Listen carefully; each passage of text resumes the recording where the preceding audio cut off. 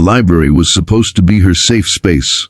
A quiet place tucked away from the noise, judgment, and cruel whispers of high school life. But that peace shattered the moment three popular girls stormed in like they owned it. The transfer student, known as Mia, had just settled at the back corner between shelves of poetry books when she felt it. A sudden, violent tug behind her. In one ruthless motion, her skirt was torn right off in front of a few stunned students and a whispering librarian too afraid to intervene. The room froze. For a heartbeat, time stood still. Maya's legs trembled, not from fear, but from the overwhelming flood of emotions, humiliation, rage, and most of all, restraint. The girls laughed, high-fiving like it was the highlight of their week. One of them even recorded it, smugly saying, "Now let's see how tough you act after this." New girl. But what they didn't know, what no one knew, was that Mia wasn't just a transfer student. She wasn't some shy outsider looking for attention. She was an undercover cop, just 23, planted by the department after months of planning to bust a ring of student dealers and bullies linked to bigger crimes. And now, thanks to this cruel act, the operation was about to shift into high gear. Mia looked down, then back up. She didn't scream. She didn't cry. Instead, she calmly picked up the remains of her skirt, wrapped it around her waist, and stared directly into the eyes of the ringleader, Vanessa. There was no fear in Mia's eyes. Only a quiet warning. She walked out of the library without a word. Students around her moved, parted ways like they sensed something was about to happen. In the security office she radioed in, her voice steady. "Subject confirmed. I've got what I need," requesting clearance to proceed.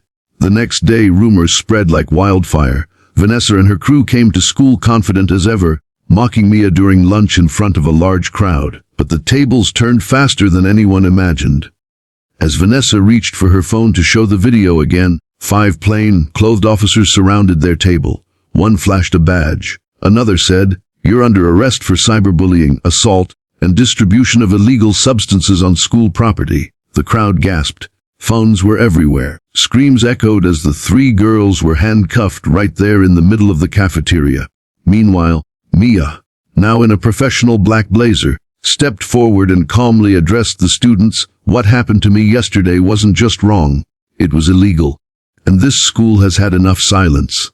Let this be a lesson. You don't know who people really are, and bullying isn't bravery. It's cowardice in disguise." What followed was nothing short of transformative. The school administration launched a full anti-bullying campaign. Several silent victims came forward, empowered by Maya's courage.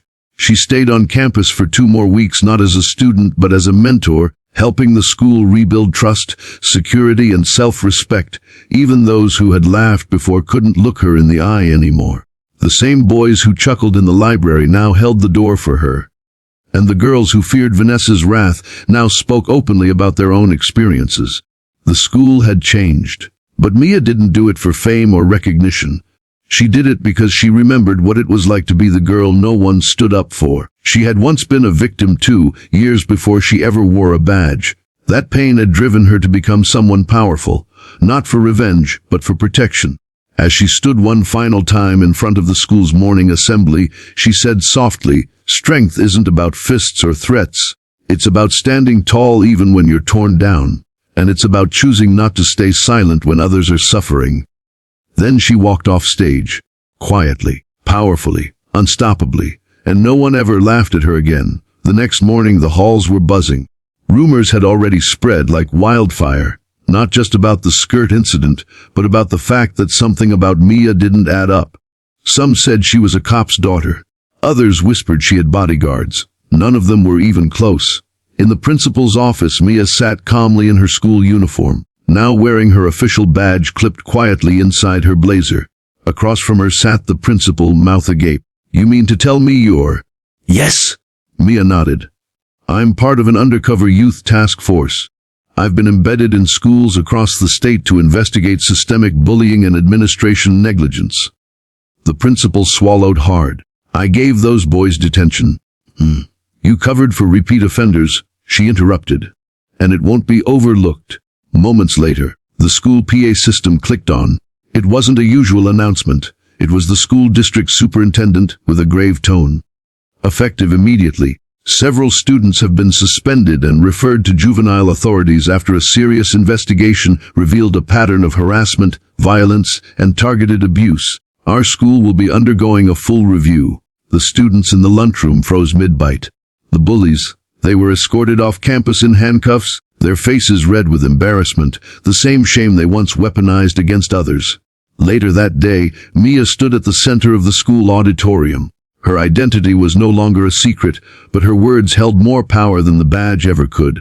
"I came here not to punish," she began, voice clear, "but to witness, and to protect those who never felt protected. You all watched a girl get humiliated. Some laughed, some stayed silent. But I saw every one of you, and I forgive you, because silence can be changed. It starts today." A hush fell over the students. For the first time, they were truly listening. A girl in the front row, once a victim herself, wiped tears from her cheeks. A boy in the back stood up and clapped, then another, and another. Soon, the entire auditorium echoed with applause, not for an officer, but for someone who dared to care.